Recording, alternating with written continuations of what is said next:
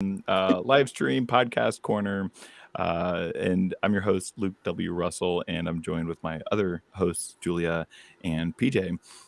And so today we're talking about small talk, which I think is a really interesting conversation because I used to come from the space of like, I hate small talk, blah, blah, blah, blah, blah. I've heard numerous people say that as well. And I think part of it comes down because we view it as like idle chit chat. But in reality, it's kind of this like opportunity and a subtle dance in the first steps towards a deeper and more meaningful conversation and connections with people. And so today we're going to be talking about a little bit of like unpacking the ideas around small talk and then what exactly is it? And maybe if you don't like small talk, what it might it look like to step into that space in a way that's a little more like true to you and enjoyable. So yeah, let's dive into our little chat today. Good afternoon, both of you. Hey. Hey, So I think about small talk and I was just so Friday night, I was at a hotel in Seattle and I had just come off of a long day. I was like, my performative battery was at zero because I've been at these events, I'm making all these connections, and it's like 10 p.m. on Pacific time. And I sit down at the bar and I'm like, don't even feel like I can hardly use my mouth to order food. And I end up like just chit chatting with the bartender a little bit. And by the way, like, because it seemed like she was kind of open to trying to like small talk with me a little bit, but I felt like I was giving off that like I hate the world, don't talk to me kind of vibe. So I was like, just so you know, like I'm just tired, but I'm totally open to conversation. She's like, okay. And so we end up chatting. I end up talking to this guy to my right. We end up like, we start like, and his name's Val. He's born in Russia. And like, Val is like, at first, it's kind of a little bit of a conversation of like, hey, how you doing? Starts with that. But then we stepped in over time into this conversation where he'd shared how, he had moved around and this and that. And I said, do you ever go back home? And I very intentionally used that phrase because he goes, like, which one? And I was like, I left it vague for you to take where you want because he's lived in all these places. And he kind of starts listing them off and this and that. And he's like, Russia, it's not home because of, some things that happened, Hawaii, I've just kind of gone different directions, New York, it just was never home for me. Seattle, even that just doesn't feel like home. And he stops and he looks off into the distance and I could see like his eyes are starting to turn a little red. And he goes, oh, this is going to sound so cheesy. And I was like, just say it, man. Just say it. And he goes, home's where my wife is. And he starts talking a little bit about that.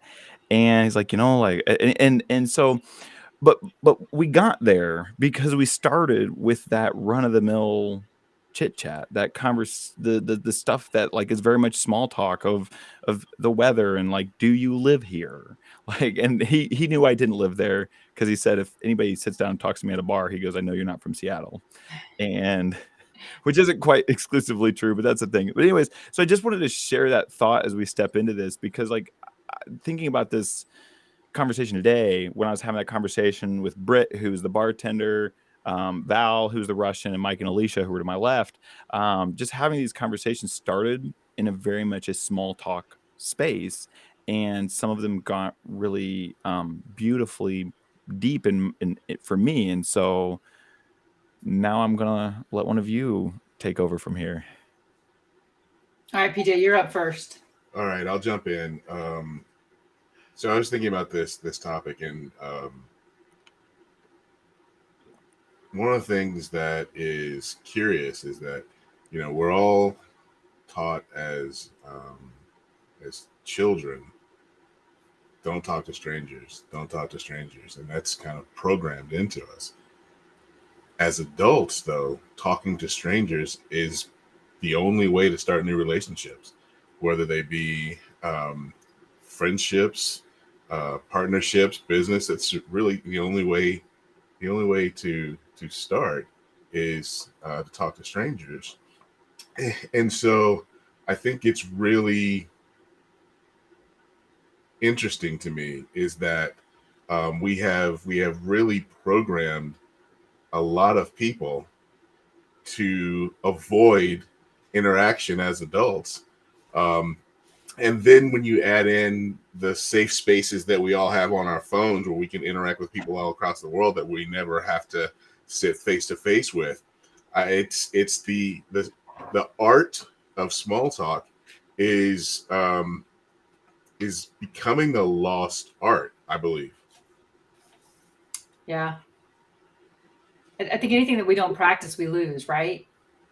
And we have such it's so convenient to be able to be on our devices and to be alone and not connect with other people. And I think maybe it's cyclical. Sometimes, we have demonized small talk, right? We're like, oh, we don't I don't want to engage in small talk. If you can't be real with me, if you can't be authentic, if you can't be whatever, then we don't need to chat, or all of those things. And we have forgotten that the art of connection can happen with no words. It can happen with some words. It can happen with energy. It can happen with just our eyes. And sometimes when we engage in small talk, we open up the doors for connection with the nonverbals, because you get to focus on that. You're not worried about driving the conversation anywhere because it's just small talk. You're not worried about offending anyone because it's just small talk. You're not worried about your agenda in pushing a conversation and identifying allies or identifying foes because it's just small talk. Like it's very human, right? Mm. And we have and I feel deeply, like in my bones, we have forgotten how to be human to some Yeah. extent, right? So to me, like that's the reason we even have to talk about the art of small talk is because we have convinced ourselves that we're so much more human than we ever were, and we don't need it. And we do need it, right? We need a whole lot more of it. And that's like the start of it's not like I walk into a space and I'm like, "Hey, stranger, let's talk about this deep, vulnerable conversation." And I love those deep, vulnerable conversations, but like and I can get there fairly quickly, perhaps, quicker than some are comfortable with, but I'm also though, like, I'm building rapport. I don't if you're like, "Hey, Luke, here's a stranger. Tell them about your journey with blank," and I'm like, no," but I wanna have those connections with people. But I wonder, like, Julie, thinking about the things you just shared, I remember I was talking to a friend, and she was saying how, like, when she goes through the Starbucks drive-through and people are, like, chit-chatting with her and asking her about how her day is, she's like, "I don't wanna be your friend. I'm here to get my drink." Right. And I don't wanna moralize any of this, but, like, when I hear that, I always just have, like, different curiosities come up, but what comes up for you, Julia?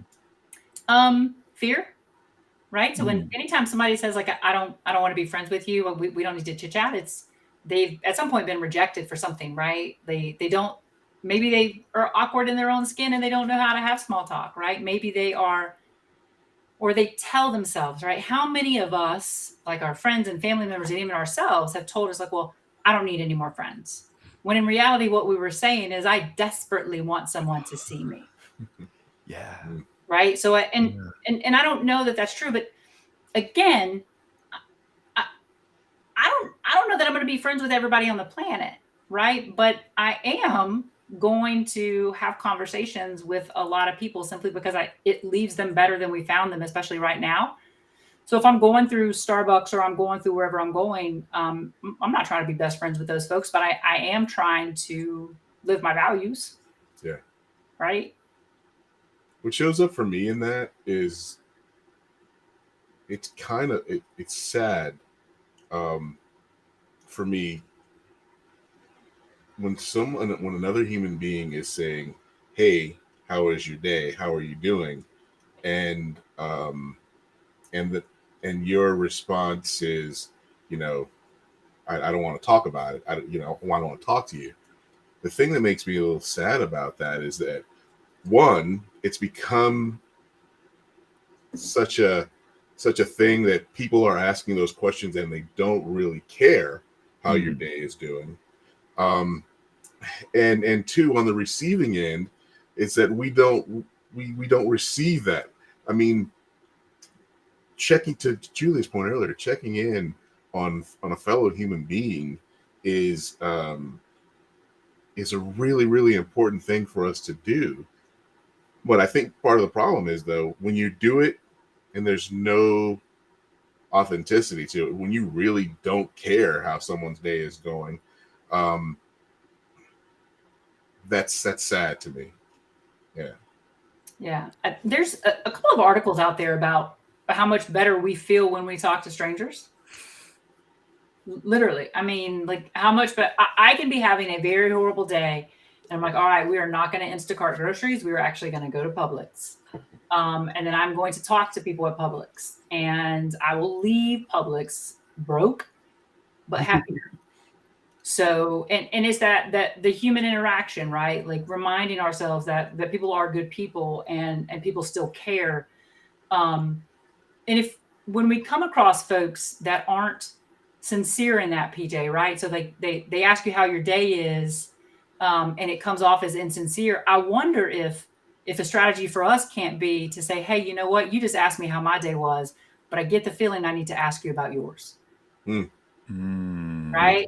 So like what skills can those of us who love human connection and want the rest of our people to be in love with human connection again too, what skills can we have to help kind of flip them back through to small talk and connection? I love that. Julia, with your comment about like it making us feel better, I want to go to what's this on Vivek H. Murthy said in his book Together, because he writes wait, hold on, is this the right one? Yeah, this is the right quote. Kindness and appreciation and generosity are as essential in interactions with strangers as they are with closer friendships. Mhm. These exchanges only seconds, but they can create a meaningful sense of connection, and they subtly reaffirm our self-worth by reminding us we have purpose and value for others. And I want to reread that last part real quick. These exchanges take only seconds, but they can create a meaningful sense of connection, and they subtly reaffirm our self-worth by reminding us we have purpose and value to others. Mhm. And so it becomes like beautifully selfish while caring about other people. Also, one, I've really let go of selfish being a negative connotation. I think it can be problematic, just like it can be equally good. But I think it's just interesting how like science is showing us, as these researchers have dug in, that when we go to the store and smile at somebody or say hi or help them with a little thing, it's not just altruistic. It's also like, no, this is fueling our own sense of self. And I think that's really beautiful. It's not just my deep fireside conversations that last for 3 hours, but it's also just smiling at a person when I walk by the grocery store. Yeah. Julia, you said that you mentioned the word skill, um, and I'm curious, what how does one acquire the skills that are associated with great small talk?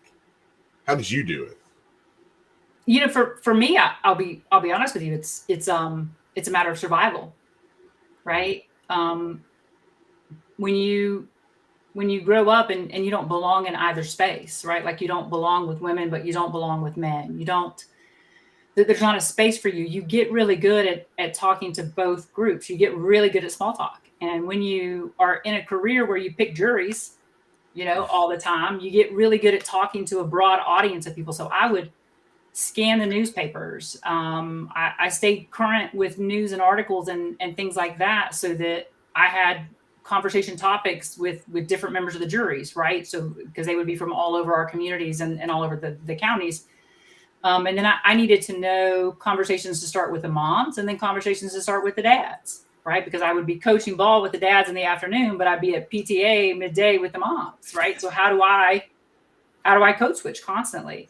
And then practice, PJ. I say this like tongue in cheek. I don't like people. I love people, but it's exhausting for me. Like, and that's part of my own issue with always feeling like I need to give more of myself to them. I don't think it's them, but I force myself to talk to people. And then I'm reading their body language and things like that, like what's working, what's not working.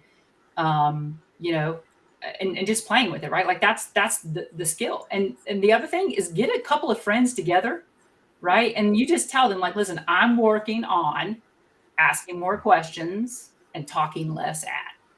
So I need you to check me when we get together. Make sure I'm asking questions, right? Like just little things like that, I think can work.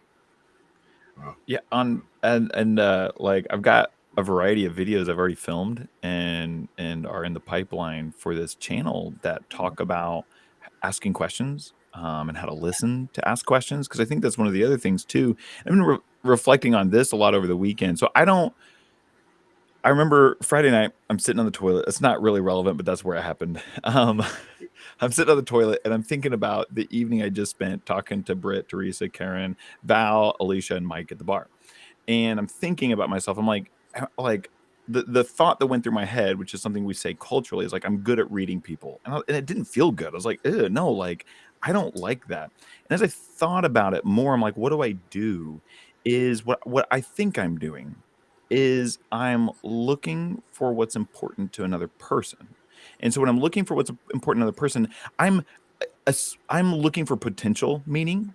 And so sometimes I think like, oh, I think that might be meaningful about this person. Let me ask about it. And so it gives them the opportunity to talk about it. However, it might not, because but when we use this phrase, I'm good at reading people, it's like you are a little bit almost, I think, arrogantly presupposing what you know exactly is going on in that person Mhm. and what's their motivations. And I'm wrong all the time when I try to read people. Sure. And so I don't like that like thing. But I think for me, it's helpful when I notice a person when they're doing something and they're fidgeting. I'm not going to ask directly about it, but it's like, okay, this person. I mean, what could be drugs? It could be neurodivergence. It could be they didn't eat and they drank a bunch of coffee. There's so many things, but it's just like seeing things about people or noticing the person's posture or when they talk about something. And so, like for me, with my Russian friend Val, because he had moved around, I'm kind of thinking like the generic question of, do you go back home much? Mhm. That is a small talk question that leaves the window open for a person to take it so many directions. And so I haven't really figured out how what all these skills are yet, the things I've learned, but I fully agree it's a skill, and and skills require practice. And I think I've gotten better at it. But it's also still, each person's a new case study. Each person's unique. And so what I ask each person is a little different, but it's also it's trying to think like, this person seems to value this, and so let me maybe ask about that. Or they've just talked about their dog a lot.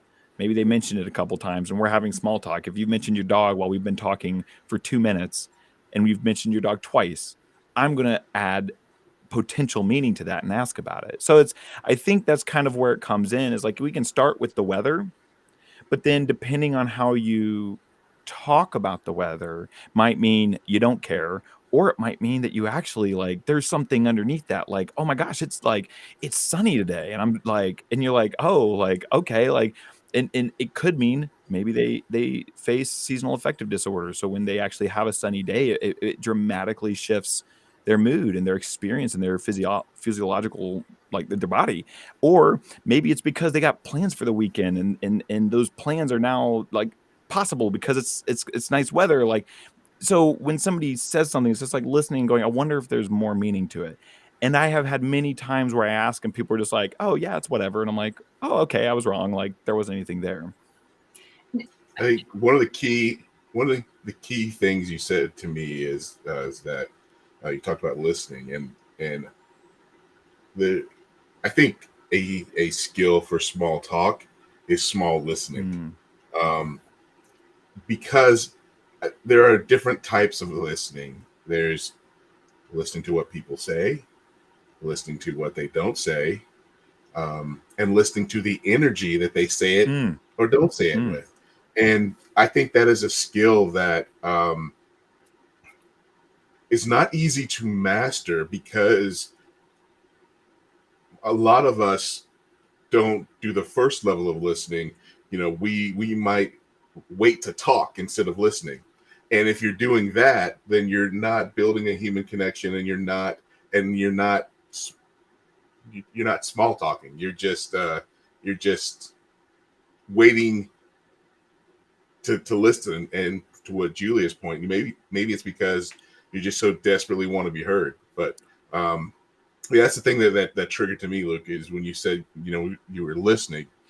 And I think there's a key ingredient to that. A key skill is small listening, which is a term I've never heard anybody say, but Yeah, I think it's it's listening needed. without that intent to drive an outcome, which I think Yeah, small people struggle with small talk because it doesn't have an agenda, right? And we don't often engage in things that don't have an agenda or a purpose. Like if we're having a meaningful conversation, the purpose of that is to have meaning and connection and to come out on the other end about whatever we're coming out on.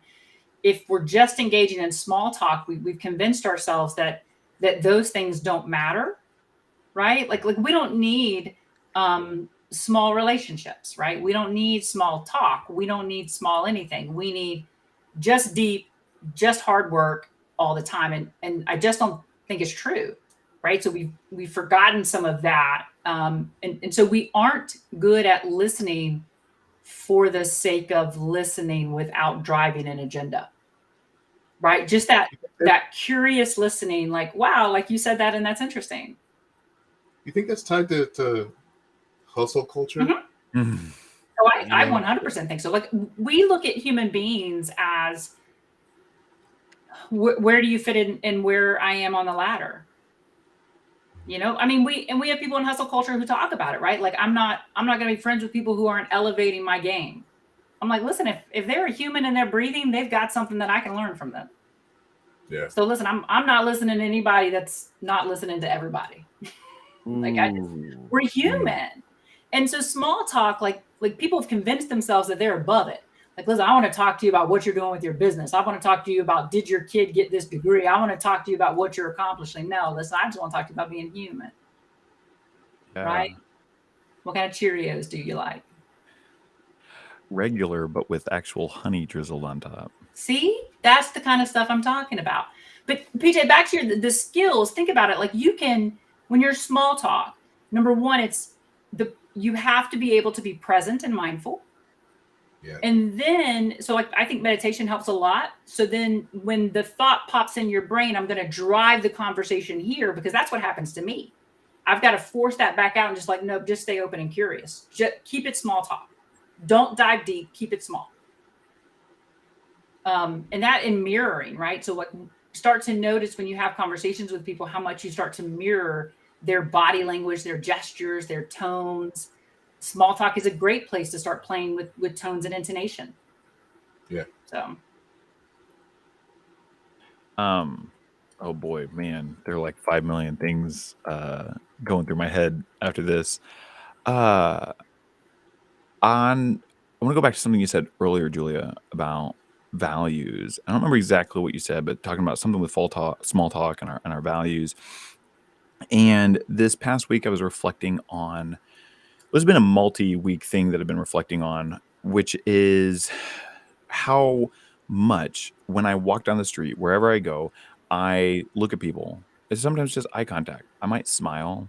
I might, hold the door open or something, have a good day or this or that. The little things I do that where I'm not seeing the person again. There's nothing else. And I've been kind of curious where that comes from for me. And one of the places, I think it comes from just a desire to feel seen and connect with people, but it's also for me tied to this really deep seated drive for togetherness and being against loneliness. And I want people like when they walk down the road, because if most people around us are experiencing loneliness, then if I see someone and I say hi or smile, it is the tiniest. I'm not like changing the world in the most grandest of ways, but it's like I think it's really important tiny things that you can walk to the grocery store and be seen because there's so many people who can go to the grocery store and feel completely invisible.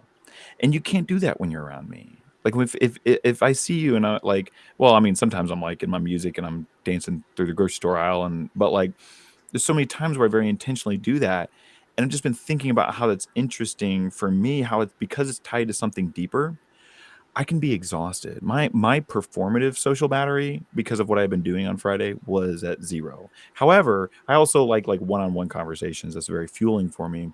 But also, I look at this like I'm all about togetherness. So if I'm going to sit at this bar and somebody seems at all interested in chatting, it's not that I owe it to them. I don't like that. But for me and my value system of wanting to create and foster togetherness and fight loneliness, I'm like, yeah, you know what? I can say a little something to this person. And so for me, I'm not saying other people should do it for the same reason, because it's about like that's Luke's reason and that's what drives me for when I'm exhausted, completely exhausted and drained, and can still be like, you know what?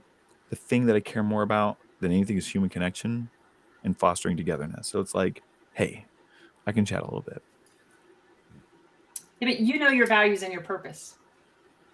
And I Yeah. wonder how many people out there who watch this or just are existing in the world don't know their values and their purpose. Their value and their Yeah. purpose is to keep working so they pay the mortgage and provide and do the things, right? I mean, how can we, keep going sometimes when other people wouldn't keep going? And that's because like we're walking in our path of our purpose and our calling. And that's like where you Yeah. find the energy um, to do that. So PJ, you're in a large company, but the people that you're not necessarily like immediately around, because I wouldn't do that to you. Like, how many people do you think like know their values and their purpose? Not very many. It's um, I think it's something that um, people's value is tied to their positions, Mm-hmm. um, and there's a lot of that, you know. Yeah, but you can tell the people who are locked in to their own values. Um, you can absolutely tell because there's a different energy to them, and it's clear. It's very clear. We got a question from Jared Upton. I saw that. Who's answering it? Who's reading it? And then who's it? There we go. I'll read it. How do you come up with intriguing things to say if your daily life is linear and don't want to sound dull? All right, Luke, you go first. So let's for this, since we're nearing the 30-minute mark, let's all share a couple thoughts on this, and then maybe we'll kick it around a little more after in our post show. That's the same show. Um, so my initial thought is I would invite you. By the way, Jared is a very dear family member of mine. But Jared, and anybody else listening, who I think is a really common question and thing that people struggle with, because it's like, man, like I don't think my life is interesting, so I don't know, like other people are gonna find me boring, they won't want to talk to me. And I think that's a really normal thought. I don't know if that's what you're thinking, Jared, but like when I see this question, I've heard that from so many people. And that's why I kind of just turn it around with like, I'll ask a question. People love talking about themselves. And then once we get going on a conversation, it's easier for me to add in some thoughts or like this. And sometimes I'm really surprised at how few people want to listen to, like, I'll ask a question and they don't want to ask it back. But again, when I'm in like the small talk space, when it's a friend, I care. Like I don't have close friends who don't ask questions back. However, when I'm not in that space, it's just a lot more of like, let me just ask you a question. And one of my favorite questions that's really hit and miss, but it's really powerful when it hits, is what are you looking forward to? Because people be like, oh, like today, like in work, or like, and I'm like, just take it where you want to. And sometimes it's the weather, sometimes it's their kids' grade they got, sometimes it's a huge vacation or promotion, or sometimes it's really meaningful, sometimes it's just little stuff. But that's where I kind of go, is just like I start with that question of like, what are you looking forward to? And it's like people, and also it's a question they don't hear, so it kind of like shifts them out of their normal space, and it's like, hold on, I actually need to think about that. And it's an opportunity for them to share something really meaningful. Yeah, I think what triggers to me is there's a saying in the advertising and marketing world is that you shouldn't change your marketing copy when you start to get sick of it. You shouldn't do that. The reason that you shouldn't do that is because you've been living with this marketing, whether it's a slogan or whatever, you've been living with it from its inception to its delivery. So you're tired of it. But the people who are you're introducing it to are just seeing it. So I think when I process that from from my life standpoint.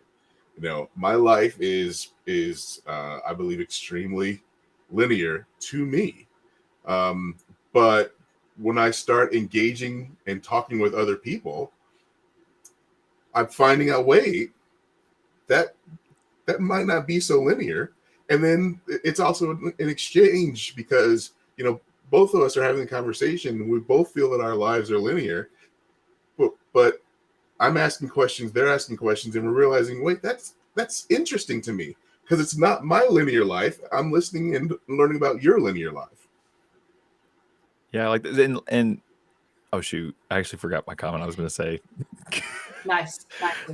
Well, guess you're saying too, like you're saying like your life might seem boring and dull to you, but like to somebody else it might Yeah, not because you're because living they're that not living. you're living that existence every single day. Yeah. Yeah, But it might be incredibly intriguing and interesting to others. As a matter of fact, I'm sure that it is incredibly intriguing and interesting to others because it's not their day-to-day linear life. all right, Julia, wrap us up So here. I think the first step is shift your mindset around it. So like if you go into it thinking, how do I sound interesting? I don't want to sound dull. You're tying your success to their perception, right? And we can't do that.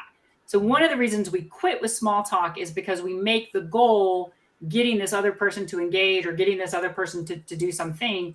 The goal number one needs to be, so if you haven't been engaging in small talk, right, then over the course of the next week, you do it 3 times. Your job, your success will be measured by, did you try to start 3 conversations? That's it. And then so once you do that and you like, all right, now listen, I've done it. I got a little bit of feedback. Let me see if I can read the room a little bit better. Now you want to do it again, 3 people, but let's see if you can get 1 conversation to carry on. Let's find that comfort question, right? So Luke told us what his comfort question was that, what are you looking forward to? And then you practice how you say it, right? So like sometimes you're going to say it and you're like kind of saucy, like, hey, what are you looking forward to? And sometimes you're going to say, you're going to be really curious, like, what are you looking forward to these days? Right. So you're going to play with those things so that you get better at it. But your first goal has to be just to talk. Right. That's step 1. That's how we measure that success, because we don't control what people think in their minds. We're literally just controlling the fact that we want to try to engage. Right. And then we reassess that feedback in step 2. Yeah, I love that. Thank you both. We're all going to take our quick little break and then we'll come back. And all right, so I'll see you in just a second.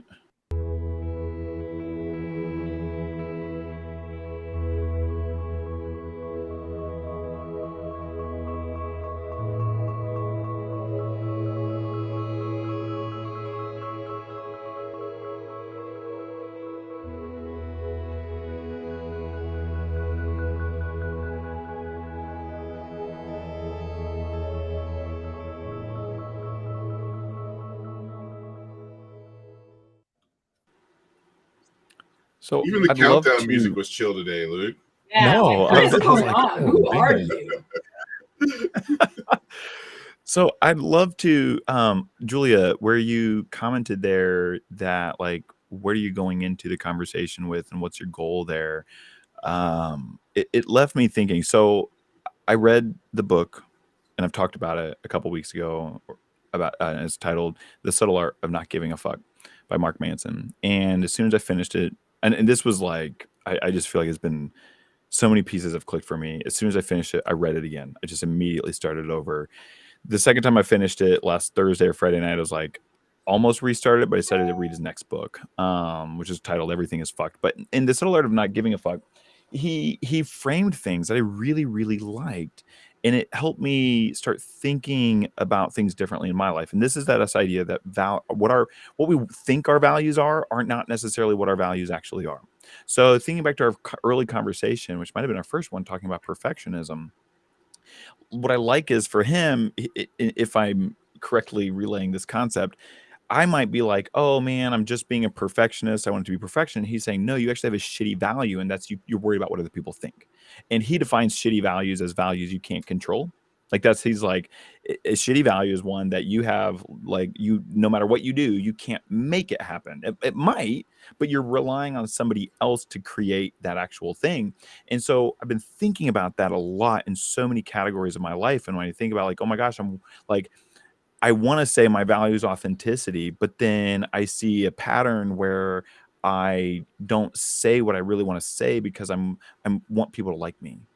So what's my real value there? Is it authenticity? Or if I'm honest, my value is actually what other people Mhm. think of me, which is a Yeah. shitty value. And so then it's like, now I want to explore, like, and that's what the journey I'm on now is, like, going like, okay, like, how do I really make authenticity not be a value that shows up most of the time?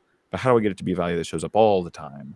And the times it doesn't is a rare exception. And so when I think about Jared's comment and your comment in response of, like, the mindset, is I think that it's less of like, because if I'm worried about sounding boring or dull, now I'm worried about, like, my value is what other Mhm. people think of me and how they're gonna respond to me. And so I think, and also, just to be real clear, Jared, I see your comment here, like, it ties into your rejection sensitive dysphoria. You're not alone in Same, that.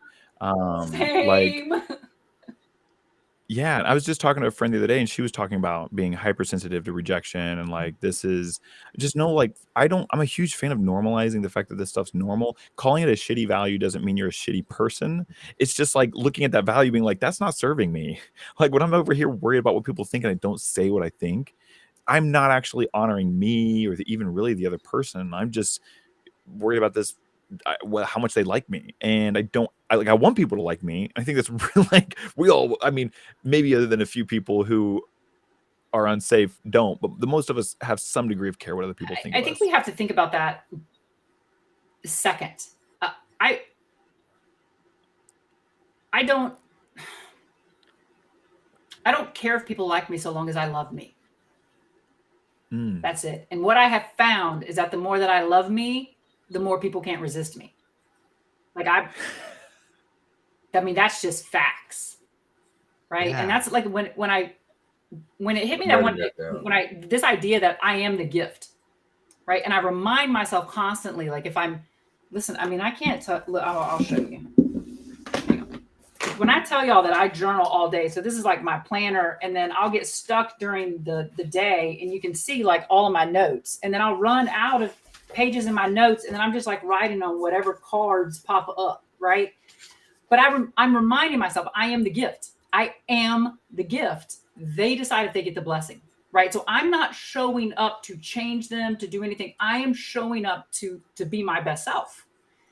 And and I'm okay with people liking me, but only if it means I have fully loved myself. That's it, right? And I think we have to start there first, and that's what keeps us kind of like in alignment with those values. It's not, it would be cool if people liked us, but I don't want them to like me if I don't if I'm trading my worth for that. Mm. Does that make sense? 100%. Yeah. How long did it take you to I get love there? that. I'm still getting there every day. And even when you get there, you got to stay there, right? And that, like, I'm super honest with people. I mean, so when we, like, I'll give a presentation, I'll do, and people are like, oh, like, you just speak really well. And I'm like, cool. I'm a kid who grew up stuttering, right? Like, no, I constantly face this challenge in my life of, is there a group that I want to fit into, right? So, like, coming back to myself and reassessing, do I want what they have, right? Like, I have huge issues around the concept of marriage because it's something as a gay human they can just take away from us. So do I want what you can take away from me? So as much as I love myself, I still struggle with those norms sometimes of trying to get of wanting to fit in a society that's not necessarily made for us, right? And it's not made for any of us. So yeah, BJ, I mean, it's a daily thing, right? I mean, it's like maintenance. Like you maintain your vehicle, so why wouldn't you maintain your mindset? Yeah, I have trouble staying there. Uh, I I can get there. I have trouble staying there. And going back to small talk, I feel like Yeah, I've been in sales and sales leadership and sales coaching for a long time, and um, one of the things that is an issue for me is that I am much better at small talk when there is an agenda, for for trying to establish a relationship for a sale, um, than I am, like you said earlier, Julia, but a small talk for no agenda, because then my rejection shows up in sales or sales lead. If I get rejected, they're rejecting my offer. They're Right. not rejecting Right. me, Yeah. right? But if we're talking about a non-professional, then I'd have to deal with, wait, are am I being rejected? PJ, that's like, so hold that, because if we're having a deep conversation, then like they could reject the idea, right, of the thing that we're talking about. We could have a difference of opinion. We could, Hmm, but if they're rejecting small talk from you, like, does it hurt worse? Does it feel like they're rejecting you? yes, Right? yeah. Like, okay. Yeah. And I love what you just said, though, because it's the mindset is the same, that they're not rejecting me, they're rejecting the opportunity for the small talk, um, and that I have no control over. It's a simple shift, but it's a powerful shift that Yeah. I don't make all the time consistently. And consistency is like, I think, we talk about consistency all the time without being really honest that it's hard to be consistent. And why do we have to be consistent? Like we're human beings with emotions and feelings and things happening. Like, so what if you fall off the wagon and you don't have, small talk, or you go through a period. I was listening to a podcast the other day, and I forgot which one it was, but they were talking about like finally coming to terms with accepting that there are seasons of their life that are meant to be productive, and then there are seasons in their life where they're meant to just be reflective and thinking. And that's not consistent, right? We're trying to be like at our best all the time, and we can't be, so. Yeah, I think there are um, days when you are highly productive, and I think that as a human, as a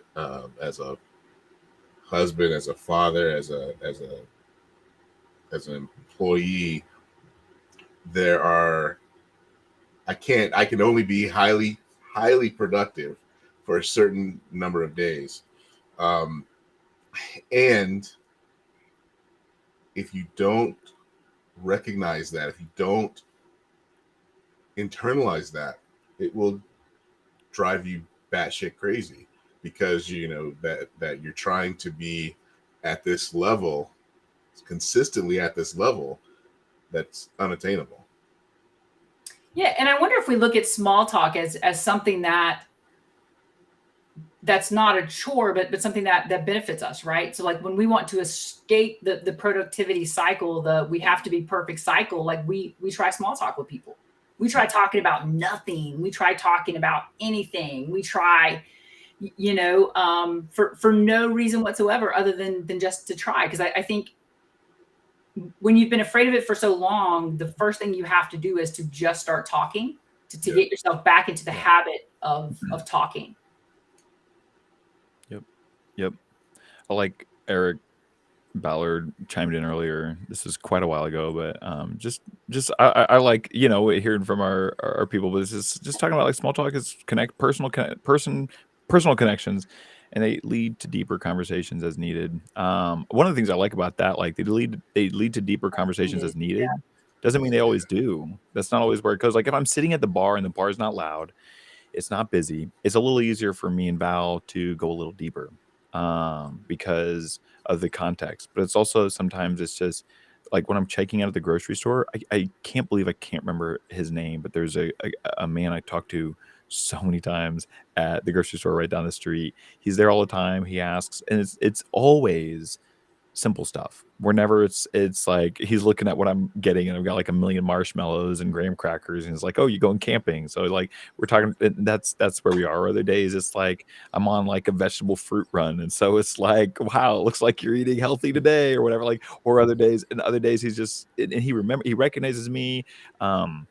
And I'm really disappointed. Richard, I think is his name. But anyway, it's like I just like that there's no need for that conversation to go deeper. We're just chatting about whatever random things, or the fact that I couldn't, it's like, did you find everything today? No, you're all out of strawberries. I'm not actually complaining. I'm literally just like, that's all I got in the moment as I'm thinking about the strawberries. And so really like this comment of, that lead to deeper conversations is needed. Yeah, I like that a lot. There's another question. Yeah, here we go.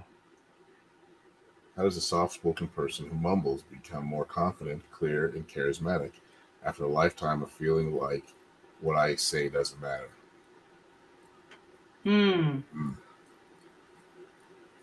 I can relate, and it has taken me a while, and I can go into some specific things that I have done. But one thing I will say is that for me, one thing that really helped me come out of my shell and be more vulnerable from a small talk standpoint, and is to turn it into a game. I gamified it, quite frankly, and gave myself points for having a conversation. Gave myself points if somebody commented back, and yeah, I turned it into a game, because then for me, in my mind, if it went sideways, well, okay, then it's not about me, it's about the game. And the more I got better at the game, the easier it was for me to have conversations and gain confidence. So there's a lot of other things, but that's the first thing that comes to mind, is that I absolutely gamified it. Is that a word? Did I make that up? I like it. You've used it so many times now, PJ, over the last decade. I've always assumed it is a word. Julia, where do you want to take us on this? So I think you have to ask yourself, how bad do you want it?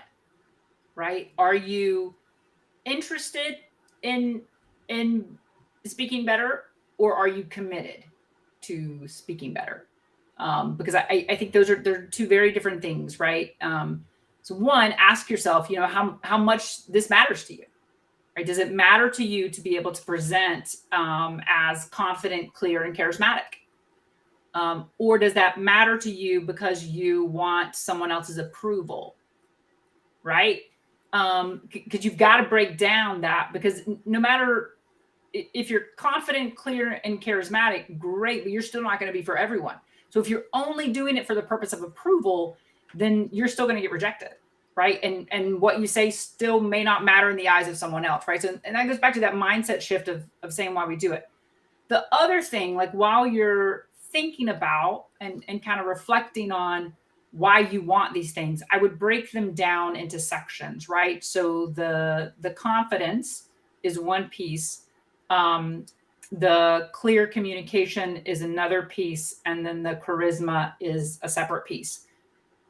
Because if you try to do it all at one time, you're going to like pump yourself up to walk into a space and be all of those things at once, which is not going to be authentic in your body. And then there could be lots of rejection. It feels a little overwhelming to try. It feels like a lot of pressure to put on yourself. I love that. One thing I would like to add is that it's okay if you're interested and not committed. It's okay. Yeah, just if you go through, you ask yourself these questions, do I want to do this for myself, or am I doing this for, to meet um, some some social norms or whatever? If the answer is no, this is not something I really want to care about, that's okay. That's actually even better, because now what, like Julia said earlier, is now you're understanding your values and what's truly important to you. And I firmly believe that once you do that, you'll find that, like Julia said, that you become irresistible, like Julia. I don't know, but so Jared, I'll say this is that there are lots of things in life that I've had to do this assessment for, right? So there are trial lawyers who are doing things that are different than what I'm doing in this space. And there are times that like I'll step back into ego and be like, well, why am I not doing that? Why? And then I have to step and like, whoa. Am I interested in what they're doing, or am I committed to going down that road and not seeing my family for a really long time? No, I'm not. I'm not committed to that.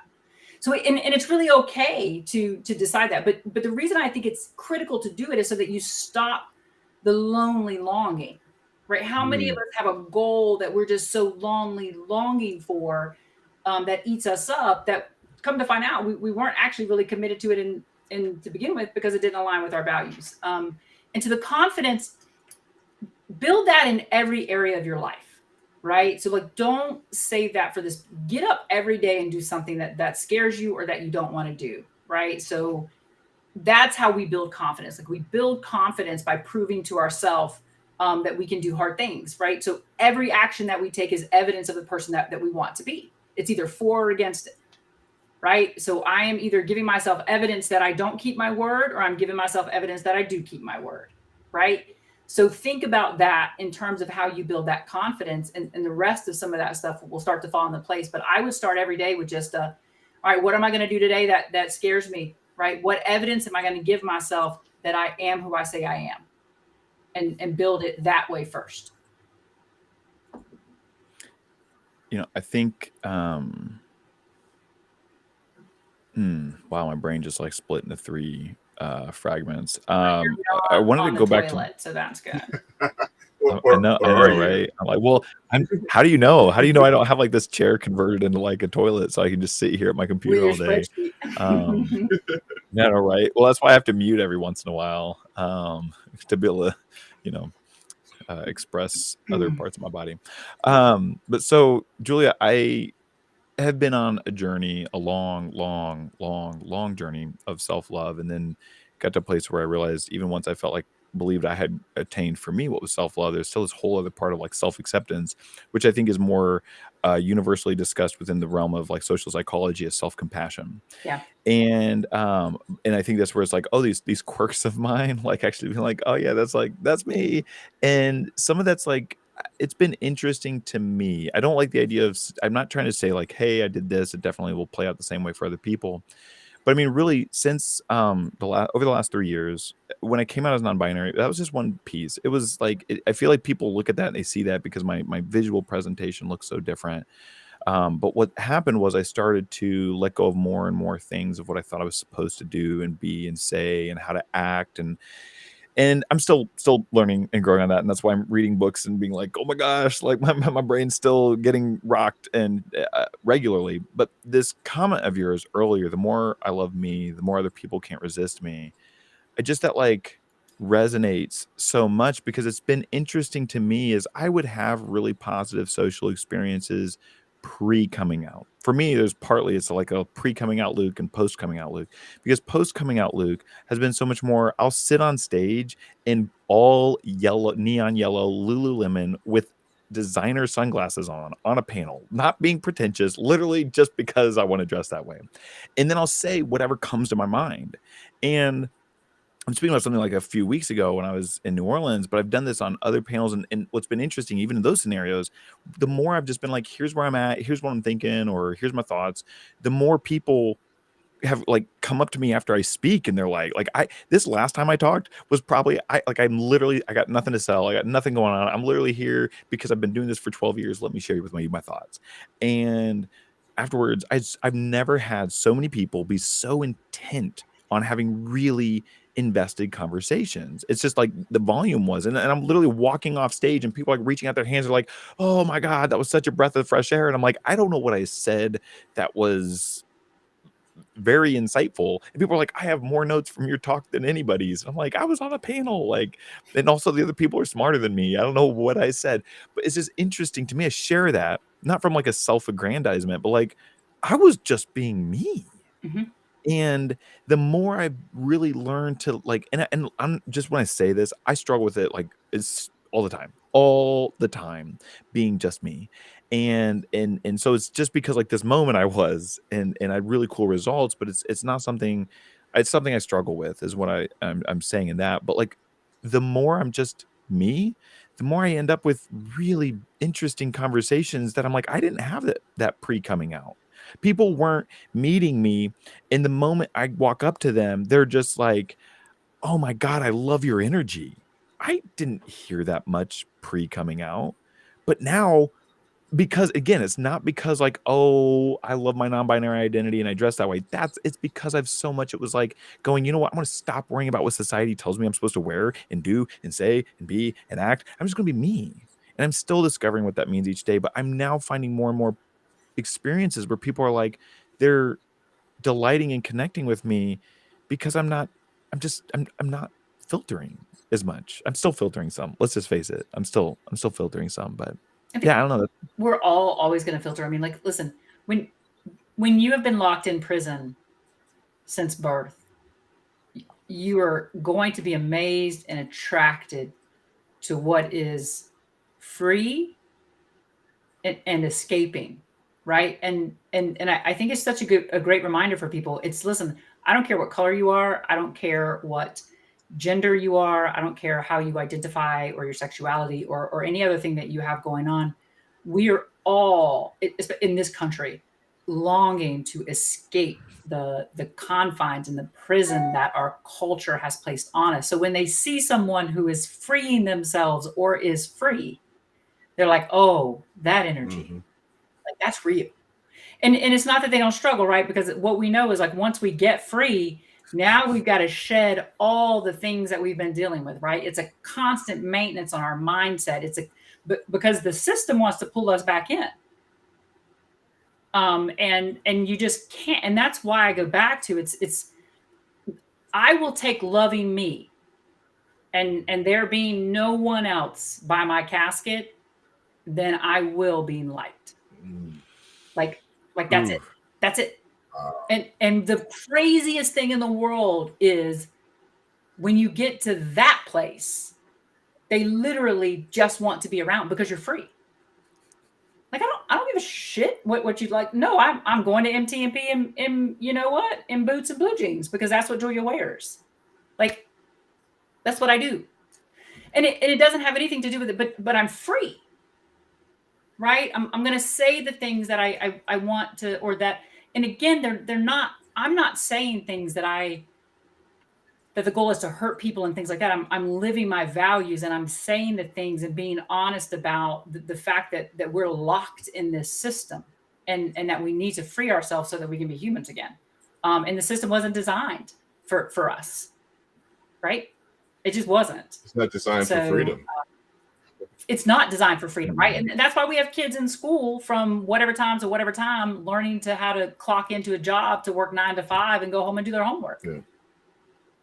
I mean, like that's the whole system is designed that way. Yeah. And again, I get that it got us to where we are, but now that we know better, which I think ties back to the small talk thing too. Like we don't have a use for it.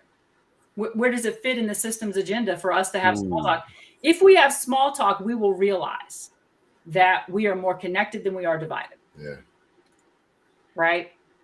And that we can find, because the small talk is what opens the door to us seeing each other as human beings before we hate each other. So I think it's, look, I've seen it, when we were in Vegas, you were on a panel and you were just being you. Yeah. And I think had someone come up and said, hey, I took a bunch of notes, you would have probably said, can you give them to me? Because I'm not exactly sure what I just said. Yeah. But when I look at that is I look at it's I kind of call it, you're choosing what tea you are. And what I'll explain that is that you know that not everybody's going to, some people are going to be attracted and some people are going to be repelled, because it's when I look at choosing your tea is that some people love iced tea, some people love hot tea. You're not going to find a whole lot of people that like lukewarm tea, right? It's just not something. So if you are who you are, and you can learn to love that, yes, the people who love hot tea, if you're hot tea, they're going to gravitate to you, and the people who love cold tea are not, and that is okay. And quite honestly, I'd rather know that early. I'd rather know that early in our relationship, whatever that relationship is, whether it's friends, partners, business. I'd rather know that early. If you're going to not accept me when I'm free. Mm-hmm. Yeah. Love it. So we're at the hour mark. So does anybody have any Wow. final thoughts they How want does to that share? happen? I Yeah. know this was I'm like, oh, I feel What? like we're at the start of like a 10-hour session or something. Can Like we just we thank got so PJ for coming up with the idea of recording the after show? Because we have our best ideas in the aftermath. Like, I don't know how that happens. yes, go PJ. All right. Well, I'm going to wrap us up then. Thank you all. We'll be back next week. I love you all. And yes, I can love you even though I haven't met you. And I look forward to it. So thanks for the comments this week. And Julie and PJ, I'll always appreciate you. Always. Thank you, everyone.